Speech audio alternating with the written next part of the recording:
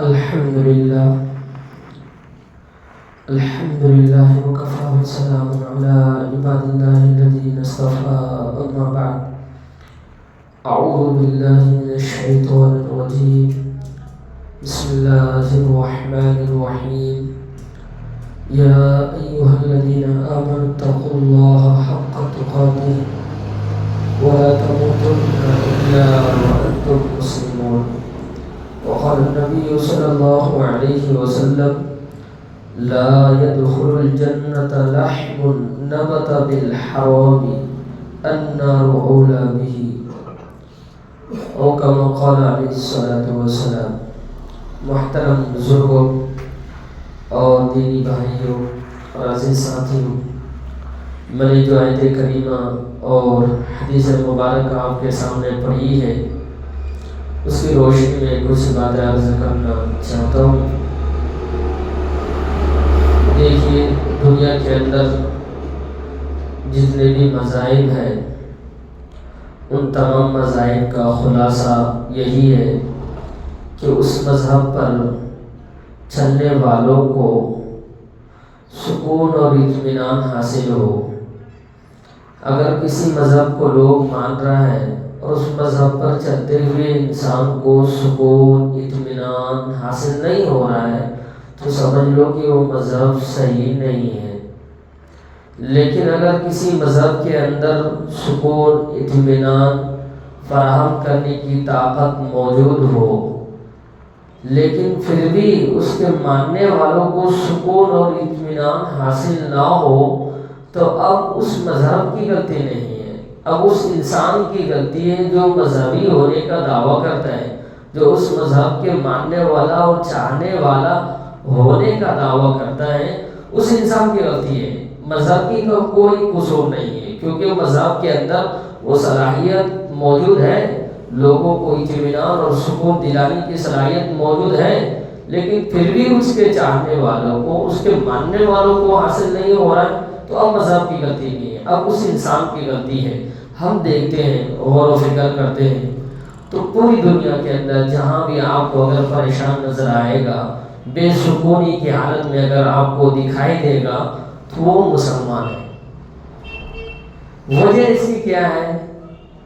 وجہ یہی ہے کہ ہم نے جو ہے نا صرف مسلمان رمضان کے اندر روزہ رکھنے اور جمعے کی نماز پڑھنے یا 5 وقتہ نماز پڑھنے کو مسلمانی سمجھتے ہیں۔ 5 وقت کی نماز پڑھنے نا، رمضان کا مہینہ آئے تو رمضان کا روزہ رکھ لینا، یعنی رمضانی مسلمان۔ اسی چیز کو ہم نے کیا مسلمانی سمجھ لیا ہے، حالانکہ ایسا نہیں ہے بھائی۔ مسلمان اس کو کہا جاتا ہے شریعت کے اندر جو اللہ رب العالمین کے تمام احکام پر عمل کرے، جو اللہ رب العالمین کے تمام حکموں کو مانے اور اس پر چلے، اسی کو شریعت میں کیا ہے مسلمان کہا جاتا ہے۔ بھئی نماز پڑھ لینا، روزہ رکھ لینا، زکوٰۃ ادا کر دینا یا حج کر لینا، بھئی اسی چیز کو صرف چند مخصوص عبادتوں کو ادا کر دینے کا نام مسلمانی نہیں ہے۔ مسلمانی یہ ہے کہ بھئی اللہ تبارک و تعالیٰ کی جتنے بھی احکامات ہیں ان تمام احکام پر چلے انسان، ان تمام احکام کو مانے اور اس پر عمل کرے۔ بھئی نماز روزے کا مقصد بھی کیا ہے؟ نماز پڑھنے کا، روزہ رکھنے کا، زکوٰۃ دینے کا، حج کرنے کا مقصد کیا ہے؟ مقصد بھی یہی ہے ان چیزوں کا بھی کہ مخلوق کی ہمدردی اس انسان کے اندر پیدا ہو، نمازی کی دلوں میں، روزہ دار کی دلوں کے اندر انسانوں کی ہمدردی پیدا ہو، اس کا دل نرم پڑ جائے نماز پڑھنے سے، روزہ رکھنے سے، زکوٰۃ دینے سے، اور اس کے بعد کیا کرے؟ وہ مخلوق کے اوپر، انسانیت کے اوپر احسان کرے، ہو کیا کرے؟ انسانیت کے حقوق کو ادا کرے۔ نماز پڑھتے ہوئے اس کا دل نرم ہو گیا، اب وہ کیا کرے؟ بھئی لوگوں کے حقوق کو ادا کرے، کسی انسان کو تکلیف نہ پہنچائے، کسی کو اذیت نہ دے، کسی کو تکلیف میں مبتلا نہ کرے۔ افسوس کے ساتھ یہ کہنا پڑتا ہے کہ بھئی دوسرے مذاہب کے ماننے والوں کو چھوڑو، بد مذہب لوگوں کو چھوڑو، خود مسلمان ایک دوسرے مسلمان کے خون کے پیاسے ہیں۔ ایک مسلمان مسلمان اپنے آپ کو مسلمان کہلانے والا دوسرے مسلمان بھائی کے خون کے پیاس ہے، اس کو چھوڑو. خود نمازی، پنج وقتہ نمازی، روزہ دار صاحب، حاجی صاحب، نمازی صاحب، سب صاحب مسجد میں بہت اچھے نماز پڑھ لیتے ہیں، لیکن باہر نکلنے کے بعد ان کی حالت، ان کی کیفیت ویسے ہی ہو جاتی ہے جیسے عام انسانوں کی ہے، جیسے ایسا ہے کہ وہ مسلمان ہی نہیں ہے. یعنی مسجد کے اندر مسلمان ہے، مسجد کے باہر مسلمان نہیں ہے. ان کے اخلاق، ان کے عادت و اطوار، بھئی ایک دوسرے مسلمان کے ٹانگیں کھینچنا، ایک دوسرے کی برائی کرنا، ایک دوسرے کو نیچا دکھانے کی کوشش کرنا، یہی حال ان کا بھی ہے جو پنج وقتہ نمازی ہے. وہ حال ان کا بھی یہی حال ہے جو عام انسان کا ہے. جو مذہب کو نہیں مانتا ان کا حال بھی وہی ہے، جو مانتا ہے بلکہ مانتا بھی ہے اور اس پر چلتا بھی ہے، نماز بھی پڑھتا ہے، روزہ بھی رکھتا ہے، ان کا حال بھی انہی جیسے. یہ لکھ لینا بھئی کامل مسلمان اور پکے مسلمان ہم اس وقت تک نہیں ہو سکتے جب تک کہ ہماری زبان اور ہمارے ہاتھ سے دوسرے انسان، دوسرے مسلمان محفوظ نہ ہو. ہماری زبان سے، ہماری زبان کی تکلیف سے دوسرے مسلمان محفوظ نہ ہو، ہمارے ہاتھ سے دوسرے انسان محفوظ نہ ہو، اس وقت تک ہم کامل مسلمان ہو ہی نہیں سکتے. یہ میں اپنی طرف سے نہیں کہہ رہا ہوں، حضور کی حدیث سے اللہ کے نبی نے فرمایا المسلم من سلم المسلمون من لسانه و یده. حضور نے فرمایا مسلمان وہ ہے جس کی زبان سے اور اس کے ہاتھ سے دوسرے مسلمان محفوظ رہے. اس کو کیا کہتے ہیں؟ اس کو مسلمان کہتے ہیں. ہم لوگ صرف سمجھتے ہیں کہ مسلمان یہ ہے پنج وقتہ نماز پڑھے نا، باقی باہر جانے کے بعد جس کو چاہے گالیاں دے، جس کے چاہے ٹانگیں کھینچے، جس کو چاہے نیچا دکھلائے، کچھ بھی کرے، جس کی چاہے غیبت کرے، چغلی کرے، کچھ بھی ہمارے ایمان میں، ہمارے مسلمانی میں فرق نہیں پڑتا ہے. اسی کو ہم نے کیا ہے مسلمانی سمجھ لی ہے. ایسا کچھ بھی نہیں ہے.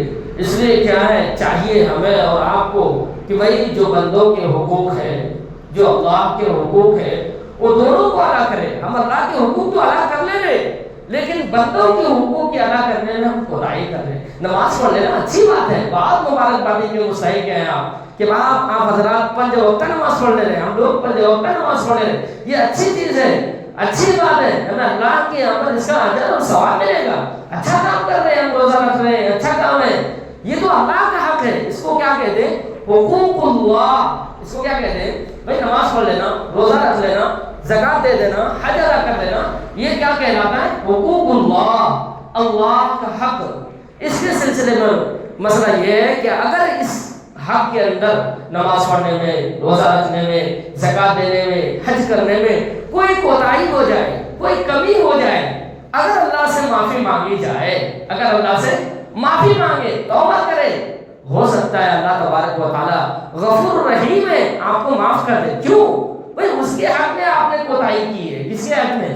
اللہ کے حق میں. اور اللہ غفور رحیم ہے. ہو سکتا ہے نماز کی غلطی آپ کی معاف کر دے، ہو سکتا ہے روزوں کی کوتاہی معاف کر دے، حج کی کوتاہی، زکات کی کوتاہی معاف کر دے. کیوں؟ اس کا حق ہے، وہ مالک ہے، وہ چاہے معاف کر دے چاہے سزا دے، وہ اس کا حق ہے.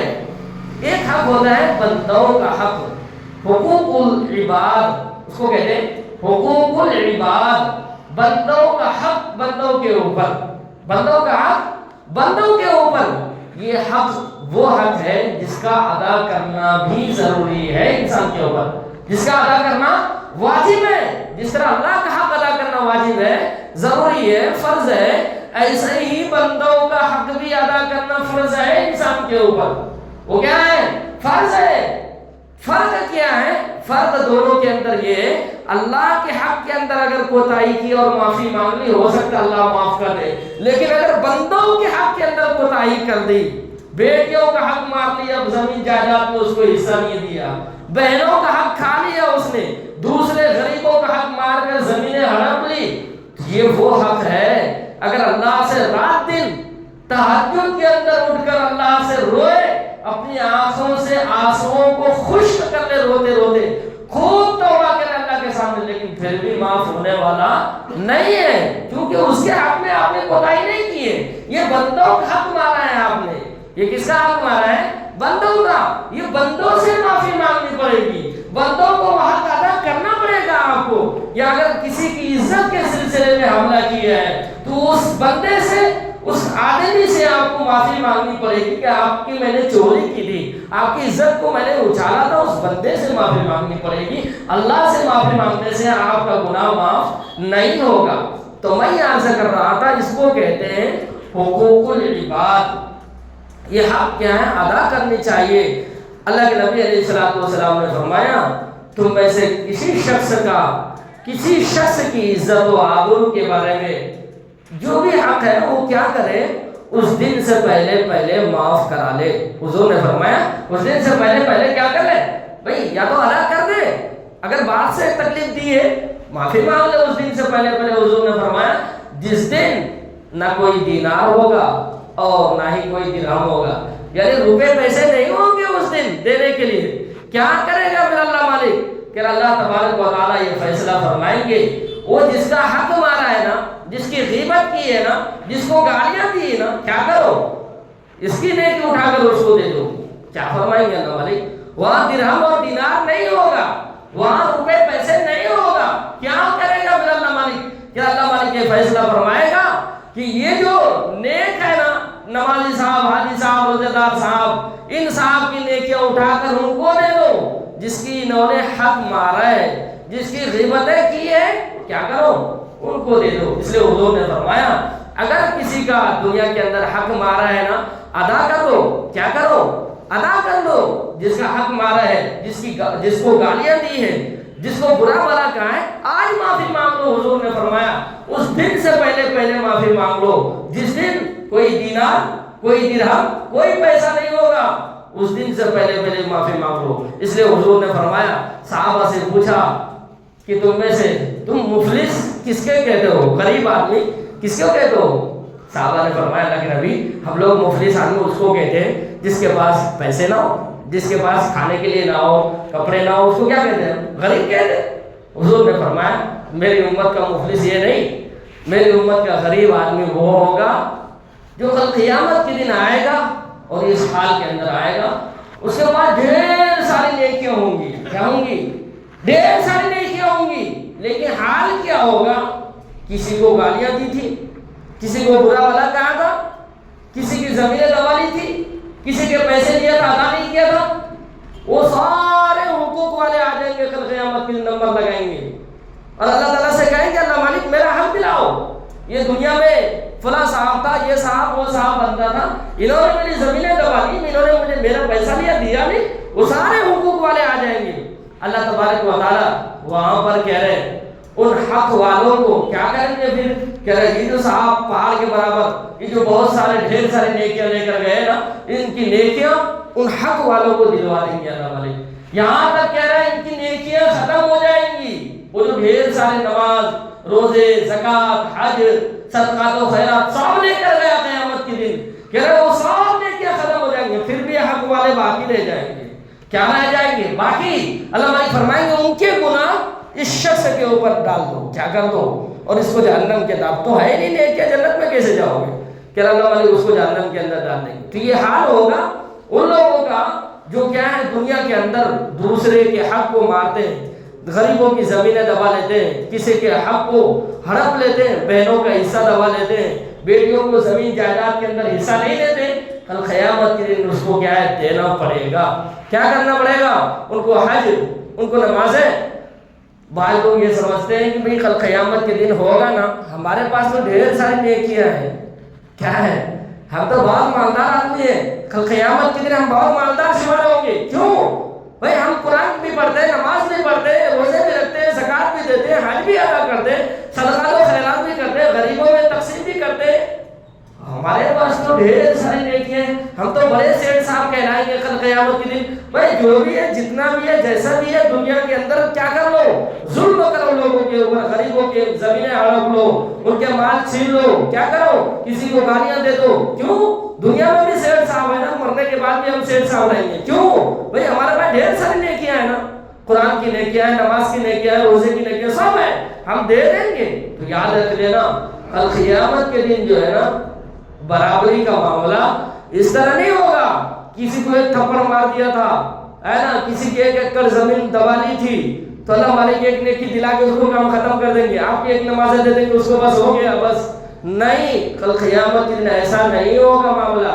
فیصلہ کس بنیاد پر ہوگا؟ حضور نے فرمایا اگر کسی نے ایک دانگ، حضور نے فرمایا اگر کسی نے ایک دانگ کے برابر چیز بھی کسی کی غصب کر لی، چھین لی، لے لی، زبردستی قبضہ کر لیا، قرض لیا، دیا نہیں، ایک دانگ کے برابر، حضور نے فرمایا 700 مقبول نمازیں ان کو ایک دانگ کے برابر دینی پڑیں گی۔ اور ایک تولے چاندی کے اندر 24 دانگ ہوتے ہیں، 8 رتی کا ایک تولہ چاندی ہوتا ہے، 24 دانگ ہوتے ہیں۔ بتاؤ اب حساب لگاؤ، اگر ایک تولے چاندی کے برابر کسی کی زمینیں، کسی کے پیسے یا کسی کا حق مارا ہے، بہنوں کو حصہ نہیں دیا زمین کے اندر، بیٹیوں کو حصہ نہیں دیا زمین کے اندر، نہ جانے کتنے تولے کے برابر ہوں گی وہ زمینیں جو ہم کھا رہے ہیں۔ ہم لوگ کیا رہے ہیں؟ ہم لوگ بھائی لوگ کھا رہے ہیں، باپ لوگ کھا رہا ہے بیٹی کا حصہ، کیا کر رہا ہے؟ بھائی کھا رہا ہے بیٹی کا حصہ، بہن کے حصہ نہیں دے رہا، وہ نہ جانے کتنے تولے کے برابر ہوں گے۔ ایک تولہ، حضور نے فرمایا اگر اتنا کسی کا غصب کر لیا نا، دبا لیا نا، کسی کا ظلم، غریبوں کا، یتیموں کا، مسکینوں کا، بیواؤں کا اتنا بھی حق لے لیا دنیا کے اندر، حضور نے فرمایا اس کو ایک تولے چاندی کے اندر 24 دانگ ہوتے ہیں، ایک دانگ کے بدلے 700 مقبول نمازیں دینی پڑیں گی۔ ایک تولے چاندی کے عوض ان کو تقریباً 16,000 نمازیں دینی پڑیں گی۔ کتنی؟ وہ بھی کون سی نماز؟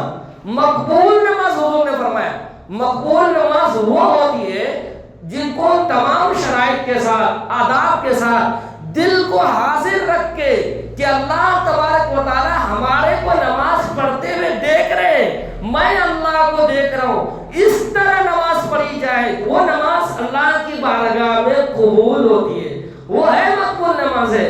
اب حساب لگاؤ، ہم تو 15 سال کی عمر سے نماز پڑھ رہے ہیں یا 20 سال کی عمر سے نماز پڑھنا ہم نے شروع کیا، ہمارے پاس 20 سال کی نماز ہے یا 10 سال کی نماز ہے یا 25 سال کی نماز ہے، اس میں کتنی ایسی نماز ہے جس کو ہم نے اس طرح ادا کیا کہ بالکل ہمارا دل اقامت نیت باندھتے ہی فوراً ہمارا دل کیا حاضر ہو کہ میں اللہ کے سامنے کھڑا ہوں۔ بھئی حال تو یہاں ہوتا یہ ہے کہ ہم اللہ اکبر بولے، ہمارا دل تو ادھر ادھر رہتا ہے، دماغ کہاں رہتا ہے؟ وہ گھر کے بارے میں، دکان کے بارے میں، اس کے بارے میں، اس کے بارے میں سوچتے رہتے ہیں۔ وہ نمازیں اللہ کے بارگاہ میں قبول ہی نہیں ہے، ان نمازوں کا کوئی اعتبار نہیں۔ حضور نے فرمایا وہ نمازیں تمہارے منہ پر مار دی جاتی، وہ تو اوپر جاتا ہی نہیں ہے۔ وہ کیا ہوتا ہے؟ اوپر جاتا ہی نہیں ہے۔ وہ نمازیں دینی پڑیں گی جو مقبول ہو گئی اللہ کے بارگاہ، وہ بھی کتنی؟ 700 نمازیں، کتنے کے بدلے؟ ایک دانگ، وہ ایک تولے میں 24 دانگ ہوتے، کتنے ہوتے؟ 24۔ تقریباً ایک تولے چاندی اگر کسی کا دبا لیا نا، مار لیا نا، چاہے بیٹی کا ہو، بہن کا ہو، غریبوں کا ہو، ظلمن لے لیا، کیا کر لیا؟ زمینیں ہڑپ لیتے، بعض لوگ کیا کر لیتے؟ زمینیں بھی دبا لیتے، بہت سارے دوسرے کا پیسہ لیتے، ادا نہیں کرتے، سوچ لینا کل قیامت کی دینے کے لیے تیار ہونا، مرنا تو ہے نا بھائی، یہاں تو بھاگ جاؤ گے، یہاں تو سیٹھ صاحب ہے، فلاں صاحب ہے، یہ صاحب ہے، دبنگ ہے، یہاں پر چل رہی ہے آپ کی دادا گیری، وہاں کہاں چلے گی؟ وہاں کہاں جاؤ گے بھاگ کے؟ کہاں جاؤ گے بھاگ کے؟ اللہ کے تو جانا ہے نا، وہاں اللہ کا دربار لگا ہوگا، وہاں بدلہ دینا پڑے گا۔ حضور نے فرمایا، میں نے کہہ رہا ہوں لَتَعُدَّنَّ الْحُقُوقَ حَتَّى يُقَادَ لِلشَّاةِ الْجَلْجَاءِ مِنَ الشَّاةِ الْقَرْنَاءِ۔ اللہ کے نبی نے فرمایا کل قیامت کے دن وہ سنگ والی بکری سے وہ بے سنگ والی بکری کو بدلہ دلوایا جائے گا۔ وہ بے زبان جانور جس کے لیے جنت کا فیصلہ نہیں، جہنم کا فیصلہ نہیں، لیکن اگر کسی سنگ والی بکری نے بے سنگ والی بکری کو مارا ہوگا نا، وہ دادا گیری جمایا ہوگا نا، سیٹھ صاحب تھا سنگ والا بکری، کہہ رہا اس کی بھی وہاں دادا گیری نکل جائے گی، کیا ہوگی؟ بدلہ دلائے گا اللہ مالک قیامت کے دن اس کو بھی، حالانکہ اس کے لیے جنت جہنم نہیں ہے۔ بھئی جانوروں کے تو اللہ مالک فرمائیں گے کن تو ترابا، کیا ہو جا؟ سب کے سب مٹی ہو جا۔ یہ جانوروں کے لیے جنت نہیں بنایا اللہ مالک نے، لیکن پھر بھی کہہ رہا ہے اگر ایک جانور نے دوسرے جانور کو تکلیف دی، ایک جانور نے دوسرے جانور کو مارا، اس کو بھی بدلہ دلوائیں گے۔ یہاں تو انسان کیا کر رہا ہے؟ یہاں تو مسلمان، بلکہ مسلمان چھوڑو، نمازی صاحب، حاجی صاحب، روزہ دار صاحب، سب صاحب پریشان کر رہے ہیں ایک دوسرے کو، ایک دوسرے کے خون کے پیاسے ہیں، ایک دوسرے کی ٹانگیں کھینچ رہے ہیں، ایک دوسرے کو ذلیل کرنا، حسد کرنا، یہ سب کن میں؟ دوسروں میں نہیں، جو مذہب کو نہیں مانتا اس میں نہیں، خود مذہب کو ماننے والے، وہ بھی اسلام کو ماننے والے، وہ بھی مسلمان، وہ بھی نمازی، وہ کون؟ نمازی. تو یاد رکھ لینے چاہے کل قیامت کا دن ہوگا, اللہ کا سامنا ہوگا, اللہ کے یہاں برابری چلتا ہے, وہاں انصاف ہوگا کل قیامت کے دن. کیا ہوگا؟ اگر ہم یہاں پر دادا گیری جما لیں گے کہ میں یہ صاحب ہوں وہ صاحب ہوں, کسی غریب پر ظلم کر لیں گے, کل قیامت کا دن ہوگا, اللہ تبارک و تعالیٰ اس غریب آدمی کو, اس مظلوم کو بدلہ دینا پڑے گا آپ کو. کون سا بدلہ؟ حضور نے فرمایا روپیہ پیسہ نہیں ہوگا, وہاں کیا ہوگا؟ روپیہ پیسہ دینار درہم نہیں ہوگا. بدلہ کیسا دلایا جائے گا؟ یہ جو نمازیں ہیں یہی روپیہ ہے آپ کا, یہی پیسہ ہے آپ کا. یہ کیا ہے؟ یہ پیسہ, یہی سکہ کل قیامت کے دن چلے گا. کون سا؟ یہ جو جمعے کی نمازیں ہیں, یہ جو فجر کی نمازیں ہیں, یہ جو روزے ہیں, یہ جو زکوٰۃ ہے, یہ جو حج ہے, یہ تو خیر و خیرات ہے, صدقات و خیرات ہے, یہ نیکیاں ہیں, یہ پیسہ ہے آپ کا. یہ کیا ہے؟ یہی پیسہ کل قیامت کے دن چلے گا. اگر دنیا کے اندر کسی کا حق مارا ہے نا, وہ ادا کرنا پڑے گا. کیا کرنا پڑے گا؟ ادا. وہ دیکھو شہید کا مقام جو ہے اسلام میں بہت زیادہ ہے. شہید کا مقام جو اللہ کے لیے جان دے, جو اللہ کے لیے جان دے, اس کا مقام مرتبہ بہت زیادہ اسلام کے اندر. اتنا ہے حضور نے فرمایا شہید کا خون زمین پر گرنے سے پہلے ہی سارے گناہ معاف ہو جاتے ہیں اس. اور کہ آج شہید ہونے سے پہلے حضور نے فرمایا اس کو جنت دکھا دی جاتی ہے. یہ تیرا ٹھکانہ دیکھو جنت کے اندر. وہ جو اسلام کے لیے جان دے رہا ہے, کس کے لیے؟ شہید ہو رہا ہے اسلام کو بچانے کے لیے, اسلام کی حفاظت کے لیے قربانی دے رہا ہے. حضور نے فرمایا اس کا مقام اور مرتبہ اتنا ہے, قرآن کہہ رہا ہے وہ مرتا ہی نہیں ہے. جو شہید ہو گیا وہ مرتا نہیں, وہ ہمیشہ کے لیے زندہ ہو گیا اور اس کے سارے گناہ معاف ہو جاتے ہیں. لیکن حضور نے فرمایا ایک حق ایسا ہے نا, شہید کا اتنا مرتبہ لیکن پھر بھی اس کے وہ گناہ معاف نہیں ہوتے. حضور نے فرمایا اگر اس نے کسی کا قرض لیا نا, وہ گناہ معاف نہیں ہوتے, اس کو ادا کرنا پڑے. حق ہے نا وہ دوسرے کا, کس کا ہے وہ؟ بھئی جس کا قرض لیا نا وہ حق ہے دوسرے کا, وہ حقوق العباد ہے. کیا ہے وہ؟ بھئی حقوق اللہ مالک معاف کر دیں گے, اپنا حق معاف کر دیں گے, لیکن جو بندوں کا حق ہے نا, آپ میں نے بتایا نا رات دن آپ گڑگڑاتے رہو تہجد کی نماز میں, اس میں نہیں. تہجد کی نماز پڑھو, اپنے آنسوں کو خشک کر لو, سکھا لو. اگر ایک رتی کے برابر, 1 روپے کے برابر اگر کسی کی چیز دبا لی نا, لے لی نا, ظلمن لے لیے نا خوشی کے ساتھ لے لی نا, کھا لی نا, وہ معاف نہیں ہوگا, اللہ بھی معاف نہیں کرے گا. اس بندے کو ادا کرنا ہی پڑے گا. یہاں نہیں کرے تو کل قیامت کی دن ادا کرنا پڑے گا. اس لیے سوچ سمجھ کر کیا کر لینا ہے, سوچ سمجھ کر. حضور نے فرمایا اس دن سے پہلے, اس وقت سے پہلے کیا کر لینا ہے. اگر کسی کی عزت اچھالی ہے, کسی کی غیبت کی ہے, کسی کو برا بھلا کہا ہے, کسی کو تھپڑ مارا ہے, کسی کو گالیاں دی ہے, کسی کی زمینیں دبا دی ہے, کسی کے پیسے لیا واپس نہیں کیا, اسی دنیا میں ادا کر لو. کیا کر لو؟ معافی مانگ لو. اگر کسی کو گالی دی ہے تو کیا کر لو؟ معافی مانگ لو. حضور نے فرمایا اگر کسی کی لی ہے نا, دے دو اس کو. کیا کر دو؟ ادا کر دو. زمینیں ہڑپ لی نا, اس کو ادا کر دو. اگر کسی کے پیسے دبا لیا نا, قرض لیا, ادا نہیں کیا نا, حضور نے فرمایا اس دن سے پہلے ادا کر دو. جس دن تمہارے پاس کوئی پیسہ نہیں ہوگا, کوئی دینار نہیں, کوئی درہم نہیں. کیا ہوگا؟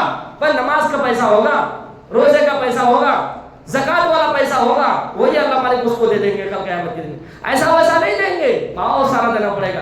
جب ہمارے پاس کچھ بھی نہیں بچے گا پھر ہمارا ٹھکانہ کہاں ہوگا؟ بھائی اگر ہم حق والوں کو, بھائی لوگ یہ سمجھتے ہیں نا, بھئی ہمارے پاس بہت سارے نیکیاں ہم دے دیں گے, کیا کر دیں گے؟ بھئی دے دو گے تو تمہارے پاس کیا رہے گا جنت میں جانے کے لیے؟ کیسے جاؤ گے جنت کے اندر جب نیکیاں نہیں رہیں گے تو؟ اس لیے حضور نے فرمایا اس دن سے پہلے کیا کر لو؟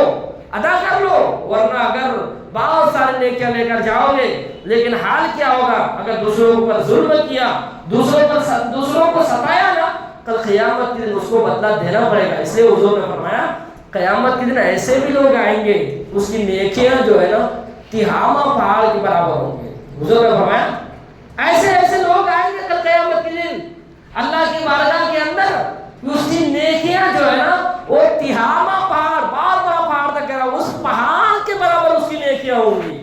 لیکن پھر بھی اللہ مالک اس کے لیے جہنمی ہونے کا فیصلہ کرے گا. حالانکہ اس کے پاس ہر طرح کی نیکیاں ہوں گی, روزے کی بھی, نماز کی بھی, زکات کی بھی, حج کی بھی, سب کرتے تھے وہ. لیکن کرتا کیا تھا بھائی؟ یہ تو اللہ کا حق ہے, اللہ کا حق کو ادا کرتے تھے وہ لوگ بھی, ایک بندوں کا حق مارتے تھے. کیا کرتے تھے وہ؟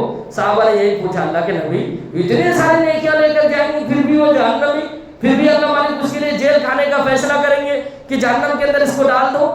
قصور کیا ہوگا؟ کیا وہ لوگ نماز نہیں پڑھتے تھے, روزے نہیں رکھتے تھے, کیا کرتے تھے وہ لوگ؟ کیوں ان لوگوں کے لیے اللہ مالک جہنم میں ہونے کا فیصلہ کرے گا؟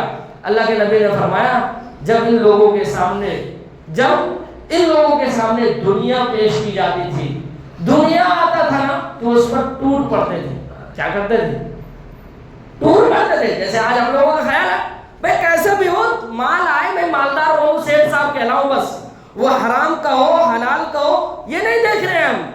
بھائی وہ چیزیں جو ہم خرید رہے یا بیچ رہے وہ جائز ہے ناجائز ہے، کیسا بھی ہو میں کیا ہے بس مالدار بننا. کیا بننا؟ میں بڑا سیٹھ صاحب کہلانا، گاؤں میں سب سے اونچا رہنا، میری بات چلنا. کہہ رہا حضور نے فرمایا کہ ایسے لوگ تھے جن کے سامنے دنیا پیش کی جاتی تھی، یہ نہیں دیکھتے تھے کچھ اس پر، بس ٹوٹ پڑنا اس پر. کیا کرنا؟ جیسے شادی کے کھانے پر ٹوٹ پڑتے ہیں ایسے ہی دنیا آ جانا، بس سب سے پہلے میرے پاس آنا اور سب سے زیادہ میرے پاس آنا. ایسے ہی حضور نے فرمایا ایسے لوگوں کے لیے اللہ مالک جہنمی ہونے کا فیصلہ کرے گا. کیا کرے گا؟ جہنمی ہونے کا. حالانکہ نیکیاں ہیں، حضور فرما رہے تیامہ پہاڑ کے برابر نیکیاں. وہ نمازی بھی ہوں گے، روزہ دار بھی ہوں گے، ہاں صدقہ تو خیرات کرنے والے بھی ہوں گے، حاجی صاحب نمازی صاحب سب صاحب ہوں گے. لیکن مسجد کے اندر حاجی صاحب نمازی صاحب روزہ دار صاحب، باہر مسلمان نہیں ہو. باہر جیسا بھی ہو دنیا آئے وہ ہاتھ میں رکھ لے کے لے چلے جانا. کیا کرنے نا؟ اس کو جائز اور ناجائز کا کچھ بھی پرواہ نہیں. حضور نے فرمایا ایسے لوگوں کے لیے جہنمی ہونے کا اللہ مالک فیصلہ فرمائیں گے. کیا فرمائیں گے؟ نیکیاں بھی ہے جب بھی جہنمی. کیوں؟ وہی حلال اور حرام کی تمیز نہیں کرتا تھا. کیا کرتا تھا؟ اس لیے تھوڑا کھاؤ. کیا کرو؟ تھوڑا کھاؤ، دیکھ کر کھاؤ. کیا کرو؟ دیکھ کر کھاؤ. وہ چیز جو ہمارے پیٹ کے اندر جا رہا ہے نا وہ حلال ہے حرام ہے، وہ کس پیسے سے بنایا گیا ہے، یہ پیسے جو میں کما رہا ہوں، یہ جو کاروبار کر رہا ہوں، یہ ہمارے لیے جائز ہے ناجائز ہے؟ دیکھ کر کرو. حضور نے فرمایا لا يدخل الجنة لحم نبت بالحرام النار اولى به. حضور نے فرمایا جسم کا وہ حصہ جنت میں جائے گا ہی نہیں. کیا فرمایا؟ جسم کا وہ حصہ جنت کے اندر داخل ہی نہیں ہوگا جو حرام غذا سے پلا بڑا ہو. کیا ہو؟ ناجائز طریقے پر ہم نے پیسے کمایا. کیسا؟ ناجائز کاروبار کر رہے ہیں. کیا کر رہے ہیں؟ وہ کاروبار جو ہمارا ہے وہ صحیح نہیں ہے. دوسروں پر ظلم کر کے ہم نے پیسہ کمایا، غریبوں کا حق مار کر ہم مالدار بنے، غریبوں کی زمینیں دبا لے کر ہم مالدار بنے. تو سن لے وہ حصہ جو ہمارا جس سے وہ حرام غذاؤں سے جو جسم کا حصہ پل رہا ہے نا، حضور نے فرمایا لا يدخل الجنة لحم نبت بالحرام النار اولى به. حضور نے فرمایا گوشت کا وہ ٹکڑا جو حرام غذا سے پلا پڑا نا وہ جنت میں نہیں جا سکتا، وہ تو جہنم کے زیادہ لائق ہے. وہ کائے کا وہ حصہ جہنم میں. اب ہمیں سے کوئی چاہتا ہے کہ ایک پیر ہمارے جنت میں ہو ایک جہنم میں ہو، تو ایک آنکھیں ہماری جنت میں ایک جہنم میں؟ بھائی نہیں چاہتا ہے ہمیں سے کوئی، تو کیا کرے پھر؟ دوسرے کا حق مار کر نہ کھائے. کیا کرے؟ کسی پر ظلم نہ کرے، ظلم زبردستی مالدار بننے کی کوشش نہ کرے، ناجائز کاروبار کو چھوڑ دے، ناجائز طریقے پر حرام طریقے پر کمانا کیا کر دے؟ چھوڑ دے. جو رشوت ہے، جو بڑے بڑے گناہ ہیں اسلام کے اندر، رشوت ہے، سود ہے، ان کاروبار سے توبہ کرے. کیا کرے؟ توبہ کرے. یاد رکھو کل قیامت کے دن ہوگا، مرنا آپ کو بھی ہے، مرنا ہمیں بھی ہے. قیامت کا دن وہاں اپنے بھاگ سکتے، کوئی صاحب ہو، سیٹھ صاحب ہو، فلاں صاحب ہو، مفتی صاحب، مولوی صاحب، کوئی صاحب، کسی کی وہاں دادا گیری نہیں چلے گی. وہاں ہر ایک کو کل قیامت کے دن اللہ کے سامنے آنا پڑے گا اور ہر ایک کو حساب دینا پڑے گا. یہ پیسہ کمایا کہاں سے تھا اور خرچ کہاں پر کیا؟ یہ پیسہ جو مالدار والے نا آیا کہاں سے تھا اور اس کو لے جایا کہاں، گیا کہاں، خرچ کہاں کیا؟ یہ تمام چیزوں کا حساب دینا پڑے گا. ایک روایت کے اندر آتا ہے، ایک واقعہ نقل کیا ہے کہ حضرت عیسیٰ علیہ السلام کا زمانہ تھا. حضرت عیسیٰ علیہ السلام نے ان کو اللہ تبارک و تعالیٰ نے ایک معجزہ دیا تھا مردوں کو زندہ کرنے کا. کسی بھی قبرستان پر جا کر حضرت عیسیٰ علیہ السلام کہتے تھے قم بإذن اللہ، اٹھ جاؤ اللہ کے حکم سے، تو مردے کتنا ہی دن کا کیوں نہ ہو وہ اٹھ جاتا تھا. کیا ہو جاتا تھا؟ زندہ ہو جاتا تھا. کہ حضرت عیسیٰ علیہ السلام نے ایک مردے کو زندہ کیا ایسے ہی قبرستان میں جا کر، اور اس سے پوچھا بھائی آپ کون؟ تو اس نے کہا میں حمال ہوں. میں کون ہوں؟ میں کیا کرتا تھا؟ مزدوری کرنے والا ہوں.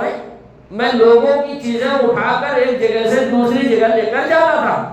ایک دن ایسا ہوا، اسے پوچھا حضرت عیسیٰ علیہ السلام نے بھئی حال چال کیا ہے، قبر کی حالات کیا ہے، تمہاری زندگی قبر کے اندر جو ہے وہ کیسے گزر رہی ہے؟ اس آدمی نے کہا حضرات ہوا یوں کہ میں حمال تھا، لوگوں کے سامان ایک جگہ سے دوسری جگہ لے کر جایا کرتا تھا، میں لکڑیاں لے کر جاتا تھا دوسروں کے سامان وغیرہ۔ ایک دن ایسا ہوا اس لکڑیوں کے اندر ایک تنکا تھا چھوٹا سا، میں نے اس کو بغیر مالک کی اجازت کے لے کر جا رہا تھا، توڑ لیا اور دانتوں میں کچھ اٹکا ہوا تھا کھانے وغیرہ، وہ اس سے میں نے خلال کر لیا۔ کیا کر لیا؟ خلال کر لیا اور نکال لیا۔ میں جب سے بڑا ہوں نا اسی ایک تنکے کے بارے میں اللہ مالک پوچھ رہے ہیں، سوال کر رہے ہیں اور سزا دے رہے ہیں۔ کیا کر رہے ہیں؟